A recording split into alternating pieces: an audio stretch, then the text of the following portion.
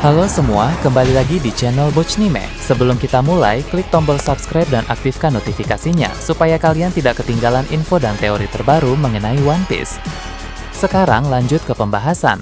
Kali ini Mimin Bochnime melanjutkan scene selanjutnya. Oh ya, sebelum biar terus bisa berinteraksi dengan kalian, subscribe di channel ini ya, dan bantu ramain video Mimin juga. Oke, yuk kita bikin One Piece makin rame lagi. Scenes kembali memperlihatkan penglihatan para Gorosei di Mary Geoise yang sedang dirasuki oleh Im Sama. Im Sama saat ini sedang merasuki tubuh Gunko di Elbaf. Namun seperti yang kita tahu, dia memang bisa mengakses penglihatan para Gorosei juga. Beberapa waktu yang lalu dia pernah melakukannya, dan kini dia pun akan melakukannya lagi. Dia ingin tahu perkembangan pertempuran di Mary Geoise sudah sampai sejauh mana supaya dia juga bisa memikirkan strategi untuk kedepannya nanti. Ketika melakukan hal itu, Im Sama menjadi tahu bahwa semua Gorosei sudah turun ke medan pertempuran. Beberapa waktu lalu saat Im Sama mengakses penglihatan para Gorosei, baru 2 Gorosei saja yang turun tangan ke medan pertempuran, yaitu Gorosei Garling dan juga Gorosei Warkyuri. Nah, kini ketika Im Sama melihat keadaan di sana lagi, rupanya kelima Gorosei semuanya sudah turun tangan. Keadaan memang sedang sangat kacau, tapi tidak ada satupun musuh yang berhasil menerobos masuk ke dalam kastil Pangea. Jadi pihak pemerintah dunia masih mampu bertahan dengan baik meski memang harus 5 Gorosei yang turun tangan sekaligus. Dari yang Im Sama rasakan, para Gorosei saat ini masih dalam keadaan yang cukup prima meski sudah ada beberapa luka yang mereka alami. Namun kalau dari segi stamina, para Gorosei itu terbilang masih dalam keadaan yang cukup baik kecuali Gorosei Garling yang sudah bertarung lebih dulu daripada Gorosei lain. Kondisi staminanya saat ini tidak seprima Gorosei Warkyuri, Gorosei Mars, Gorosei Saturn, dan Gorosei Jupiter. Meski memang kapasitas Haki Garling lebih unggul daripada Gorosei lain, tapi staminanya itu sudah banyak terkuras ketika menyembuhkan luka dari serangan Dragon beberapa waktu yang lalu. Serangan Dragon itu terbilang sangat kuat sehingga regenerasi biasa tidak bisa menyembuhkan luka-lukanya. Nah, dia harus menggunakan kemampuan Mythical Zoan miliknya dan digabungkan dengan kemampuan Haki untuk bisa menyembuhkan luka dari serangan Dragon itu. Setelah melihat keadaan Mary Geoise itu, Im Sama juga menjadi penasaran dengan keadaan di tempat-tempat yang lain, karena mungkin ada berbagai hal penting yang terjadi di dunia luar selagi dia sekarang sedang berada di Pulau Elbaf. Untuk mengetahui hal ini, seharusnya dia memerintahkan Gorosei untuk menghubungi pihak Angkatan Laut dan bertanya kepada mereka, karena para marinir biasanya memantau dan mengikuti perkembangan-perkembangan penting di seluruh dunia. Namun berhubung para Gorosei sedang sibuk dengan kekacauan di Mary Geoise, maka Im Sama tidak bisa meminta mereka melakukan hal tersebut. Jadi Im Sama pun memanggil Killingham untuk mendekat lalu memerintahkan kesatria suci itu untuk menghubungi pusat informasi Angkatan Laut dengan Denden Mushi. Im Sama ingin Killingham bertanya kejadian besar apa saja yang sedang terjadi di luar selain soal kekacauan di Mary Geoise. Mengapa Im Sama tidak menanyakannya sendiri ke Angkatan Laut itu? Karena eksistensi dari Im Sama memang sangat dirahasiakan. Bahkan dirahasiakan juga dari Angkatan Laut itu sendiri. Karena itulah dia memerintahkan Killingham saja yang bertanya kepada Angkatan Laut. Killingham pun melakukan apa yang Im Sama perintahkan itu sehingga dia mendapat informasi-informasi penting dari pihak Angkatan Laut. Setidaknya ada 2 peristiwa besar yang masih berlangsung dan patut untuk mendapat perhatian khusus. Pertama, perang di Pulau Hachinosu yang melibatkan bajak laut Akagami, bajak laut Kurohige dan pihak Angkatan Laut. Ketika Killingham memberitahukan soal ini kepada Im Sama, dia pun akan mengomentari hal tersebut. Im Sama bilang, rupanya Putra Vigarland dan penerus Davy Jones sedang bertempur di sana. Putra Vigarland yang dimaksud di sini tentu merujuk kepada Shanks, karena walau Shanks menolak untuk menjadi Tenryubito, hal itu tidak menghilangkan fakta bahwa dia bagian dari keluarga Vigarland. Lalu untuk penerus Davy Jones tentu merujuk kepada Kurohige, anak dari Rox di Sebek, sekaligus keturunan langsung dari Davy Jones itu sendiri. Im Sama pun bertanya-tanya, siapa yang akan menang antara Shanks atau Kurohige dalam pertempuran tersebut. Dia lalu mulai memikirkan kemungkinan apa yang berpotensi terjadi jika Kurohige menang, dan kemungkinan apa saja yang berpotensi terjadi jika Shanks menang. Menurut Im Sama, jika Kurohige menang, maka langkahnya akan menjadi semakin agresif. Dia bersama dengan para krunya akan melakukan hal-hal besar lagi dengan tujuan utama untuk menguasai dunia. Im Sama tahu bahwa Kurohige mengincar posisi Raja Dunia dan akan sangat berbahaya bila rencananya terus berkembang. Seandainya dia berhasil mengalahkan Shanks lalu memulai pergerakan untuk melawan pemerintah dunia, Kurohige akan menarik perhatian banyak orang. Dia bisa menjadi simbol perlawanan baru yang tidak kalah populer dari Dragon Sang Revolusioner. Bahkan, dia bisa menjadi simbol perlawanan yang murni diikuti oleh para penjahat karena tujuannya bukan pembebasan seperti Dragon, melainkan kekuasaan dunia secara mutlak di tangan Kurohige itu sendiri. Kurohige ingin meneruskan cita-cita ayahnya yaitu Rox, karena dulu juga Rox memiliki impian untuk menguasai dunia. Di sisi lain, apabila Shanks menang, langkah selanjutnya dari orang ini lebih sulit diprediksi dibanding Kurohige. Ada berbagai kemungkinan yang bisa dilakukan, tapi Im Sama menduga potensi terbesarnya adalah memusuhi pemerintah dunia juga. Sejak dulu, Shanks memang merasa tidak cocok dengan kehidupan Tenryubito. Dia pernah datang ke Merugyou-wise pada masa lalu, tapi memilih untuk turun dan hidup sebagai bajak laut lagi. Dia juga adalah orang yang merebut buah iblis Hito Hitonomi model Nika dari kapal pemerintah dunia yang kini dikonsumsi oleh Luffy si topi jerami. Seandainya Shanks menang dalam pertarungan melawan Kurohige di Pulau Hachinosu, langkah selanjutnya dari Shanks bisa menimbulkan masalah yang serius. Mungkin dia akan bekerja sama dengan Luffy sang Joy Boy yang baru, sehingga keadaan akan menjadi lebih rumit karena keberpihakan bajak laut Akagami bisa membawa dampak yang sangat besar. Im Sama juga sebenarnya curiga bahwa Shanks sekarang ini sudah menjalin aliansi rahasia dengan Dragon karena pergerakan mereka berdua benar-benar di waktu yang bersamaan. Shanks menyerang Pulau Hachinosu bersamaan dengan Dragon yang menyerang Merugyou-wise. Pergerakan yang berbarengan itu pasti sudah dirancang sejak awal. Jadi kemungkinan besar Shanks dan Dragon memang beraliansi. Entah yang akan menang dalam pertempuran di Pulau Hachinosu itu Shanks atau Kurohige, itu sama-sama berpotensi buruk untuk pihak pemerintah dunia. Nah, dengan begitu, Im Sama pun bertekad setelah masalah di Elbaf ini selesai, dia akan mulai menyiapkan strategi untuk menghentikan siapapun yang menang antara Shanks atau Kurohige itu.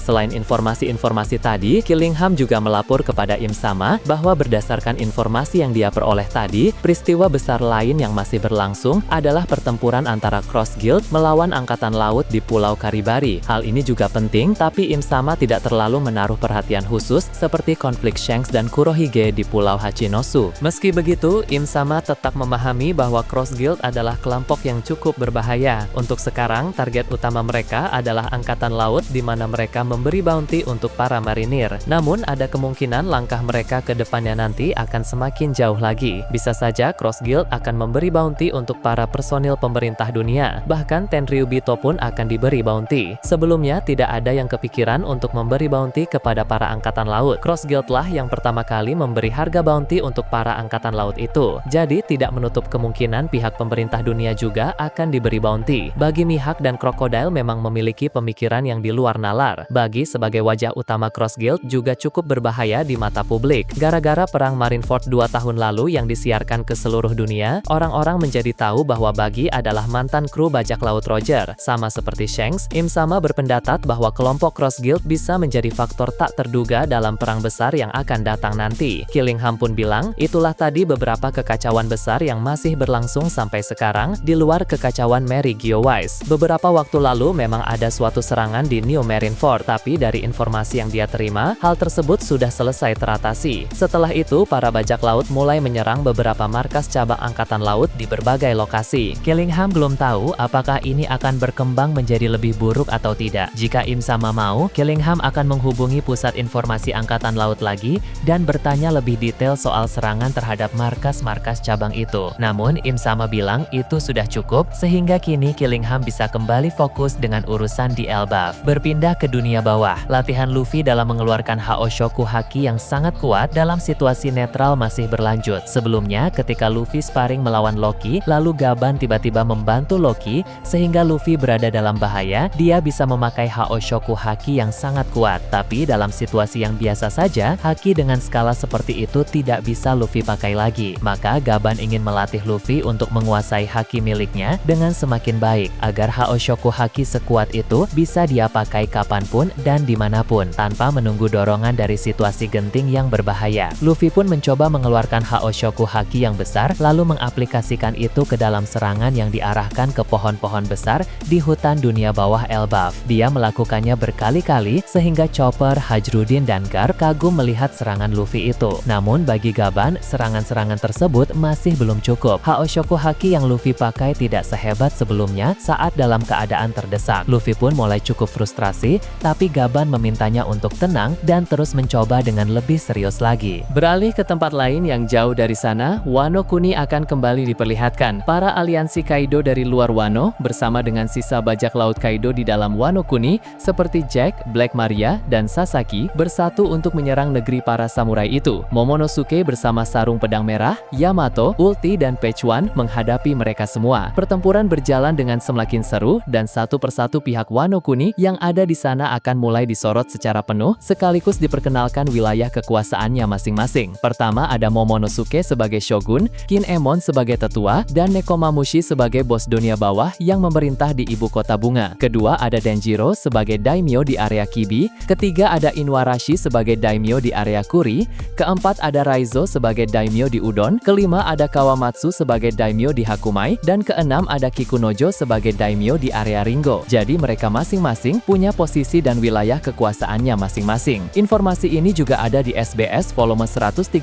yang baru saja rilis. Tentu sebagai bagian dari sarung pedang merah yang berjasa di perang Wano kemarin, mereka layak mendapatkan posisi dan jabatan tinggi di negeri Wano yang telah mereka selamatkan itu. Setelah itu diperlihatkan Yamato yang sedang bertarung melawan Jack. Jack berkata, mengapa Yamato malah memihak para samurai padahal Yamato adalah anak dari Kaido? Yamato pun menjawab, itu karena dia mengagumi Kozuki Oden. Dan secara pribadi, Yamato juga memang membenci Kaido sehingga semakin kuat alasan Yamato untuk membela dari ayahnya itu. Yamato juga balik bertanya, mengapa Jack masih saja berniat menyerang para samurai Wano Kuni? Padahal Kaido saat ini sudah tidak ada lagi. Jack pun terdiam dan tidak menjawab. Dia tentu punya alasan di balik itu, tapi belum akan dia katakan sekarang ini. Berpindah ke tempat lain, Pulau Hachinosu juga akan mendapat sorotan. Di area tempat Ben Beckman berada, dia sudah berhasil mengalahkan aliansi Kurohige yang merupakan rival Wang Ji pada masa lalu. Ben Beckman memakai suatu serangan besar yang sukses mengenai orang itu dengan telak. Namun, pertarungan tersebut semakin menguras tenaganya, sehingga kondisi Ben Beckman sekarang ini pun semakin tidak prima. Nah, meski begitu, dia tetap tenang dan masih mampu untuk beraksi kembali. Daya tahan tubuh orang-orang seperti Ben Beckman ini memang terbilang luar biasa, sehingga tidak heran dia dikenal sebagai salah satu nama besar di lautan. Di area lain, ada Yasop yang bertarung melawan sekumpulan penembak jitu dari para aliansi Kurohige. Yasop pun sudah berhasil mengalahkan penembak jitu terkuat di antara para aliansi Kurohige itu, sehingga para penembak jitu yang tersisa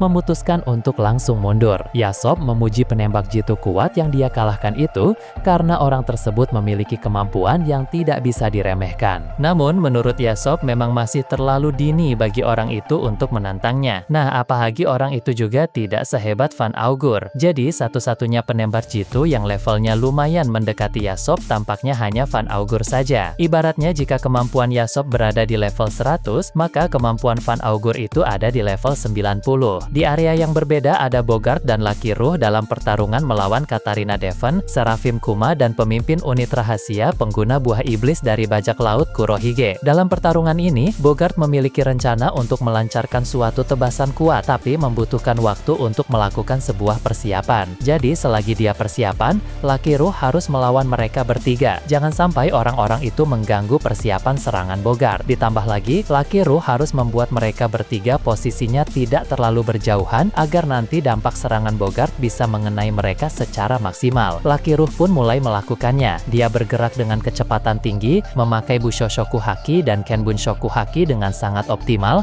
serta melancarkan serangan-serangan yang kuat agar tiga musuh di sana itu tidak bisa mengganggu Bogart. Sambil melakukan itu, Lucky Ruh pun sebisa mungkin membuat posisi mereka bertiga tidak terlalu berjauhan. Melihat Bogart sedang dalam persiapan untuk melakukan sesuatu, Devon tahu dia dan Lucky Ruh memiliki suatu rencana. Maka Devon pun menjadi lebih berhati-hati dalam situasi sekarang ini. Perlu diingat bahwa Devon ini adalah salah satu komandan Titan yang paling cerdas, sehingga pengamatannya akan situasi benar-benar sangat hebat. Di area lain ada Kizaru yang bertemu dengan Kuzan setelah Kizaru mengalahkan beberapa aliansi Kurohige. Namun mereka berdua tidak bertarung lagi. Kizaru merasa prioritasnya adalah untuk membereskan para aliansi Kurohige yang terus berdatangan. Sedangkan Kuzan merasa prioritasnya adalah melawan bajak laut Akagami. Selain itu, dua orang ini juga tidak tertarik untuk bertarung satu sama lain, kecuali memang dalam keadaan-keadaan tertentu, seperti beberapa waktu yang lalu ketika mereka bertarung dalam Battle Royale bersama dengan Ben Beckman.